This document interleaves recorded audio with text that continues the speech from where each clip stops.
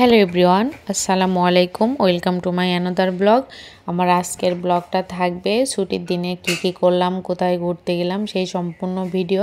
আশা করি আপনাদের অনেক ভালো লাগবে, ভিডিওটা সম্পূর্ণটা দেখবেন। তো আমরা সবাই মিলে চলে গেলাম শেরাটন রেস্টুরেন্টে। তো শেরাটন রেস্টুরেন্ট কিন্তু হাজীগঞ্জে, যারা হাজীগঞ্জে থাকেন তারা জানেন শেরাটনের খাবার কিন্তু অনেক মজা আর অনেক সুনাম আছে। তো আমার ছেলে বসে থেকে কি খাবার অর্ডার করতেছিল আপনারাই শুনে নিন।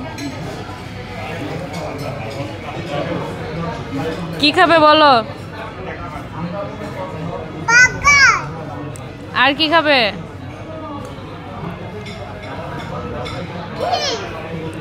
খাবার অর্ডার করা শেষে আমরা খাবারের জন্য ওয়েট করছি। এখানে সাইকেলের ভিউটা কিন্তু অনেক সুন্দর, অ্যাকুয়ারিয়ামও আছে। এই সাইডটা হচ্ছে ফ্যামিলি বসার জন্য, আর বাহিরে কিন্তু জায়গা আছে যেখানে মানে লোকাল আর কি, যেখানে সবাই বসে, ওখানে গেলজাম, এই জন্য ওখানে বসা হয়নি।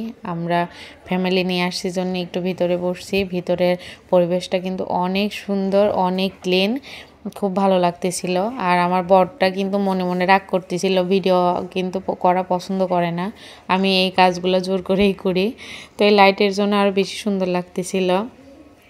আমার বাচ্চাকে আমি বাইরের খাবার খুব কম দেওয়ার চেষ্টা করি, কারণ বাইরের খাবারটা স্বাস্থ্যসম্মত না। তারপরে ও খেতে চায় জন্য মাঝে মধ্যে নিয়ে যাওয়া হয়, সব সময় ওর জেদটা কিন্তু রাখা হয় না, মাঝে মাঝে। তো চিকেন তান্দুরি আর নান আর বার্গারটা আমার ছেলের অনেক পছন্দ। ওর বাবা বাইরের খাবার এগুলো আর কি খায় না, একদমই খায় না। নান দুই একবার মুখে এনেছে, এই পর্যন্তই। আমি আর আমার ছেলেই খেয়েছি। খাওয়ার পরে এই মশলাটা কিন্তু আমার অনেক বেশি ভালো লাগে।